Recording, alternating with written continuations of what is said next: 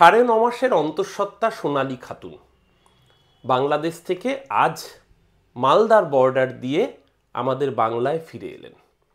হ্যাঁ, আজ আমাদের আনন্দের দিন, কিন্তু আমরা যেন ভুলে না যাই যে অন্তঃসত্ত্বা সোনালীকে যখন তিনি গর্ভে তার সন্তান 4 মাস 4.5 মাসের, সেই সময় শুধুমাত্র বাংলা ভাষায় কথা বলার অপরাধে এই অসভ্য ভারতীয় জনতা পার্টির ডাবল ইঞ্জিনের সরকার গ্রেপ্তার করে পরিবারকে না জানিয়ে বাংলাদেশে গায়ের জোরে পাঠিয়ে দিয়েছিল।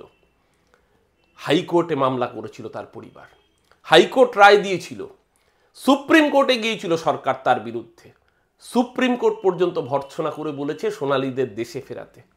তারপরেও চুপ করে ঠুটো জগন্নাথ হয়ে বসেছিল কেন্দ্রীয় সরকার। ধন্যবাদ মানবিক মুখ্যমন্ত্রী মমতা বন্দ্যোপাধ্যায়কে, কৃতজ্ঞতা অভিষেক বন্দ্যোপাধ্যায়কে, তারা পাশে ছিলেন এই অসম লড়াইয়ে।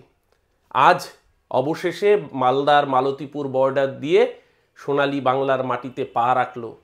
সোনালীর ইচ্ছে ছিল তার সন্তান যেন এই ভারতেই ভূমিষ্ঠ হয়।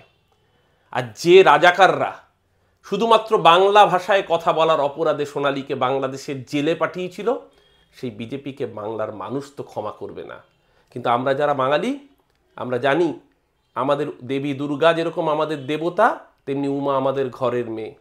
উমা যখন বাপের বাড়িতে আসে তখন দুর্গা পুজো হয়। আজকে আমাদের ঘরের মেয়ে তার বাপের বাড়িতে ফিরে এসছে।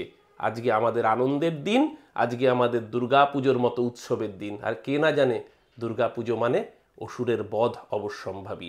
যে অসুররা, যে রাজাকারেরা সোনালীকে বাধ্য করেছে তার আরেক নাবালক পুত্রর সাথে বাংলাদেশের জেলে পৌঁছতে, অপরাধ সোনালী বাংলা ভাষায় কথা বলে, সেই রাজাকারদের আগামী 2026-এ অসুরবধ করবেন দেবী দুর্গার আশীর্বাদ নিয়েই সোনালীরাই সামনে দাঁড়িয়ে সেই অসুরবধে প্রত্যেক মানুষের কাছে সেই বার্তা হয়তো তুলে দেবেন। এই রাজাকারদের বাংলার মানুষ, বিজেপির মামক রাজাকারদের ক্ষমা করবেন না।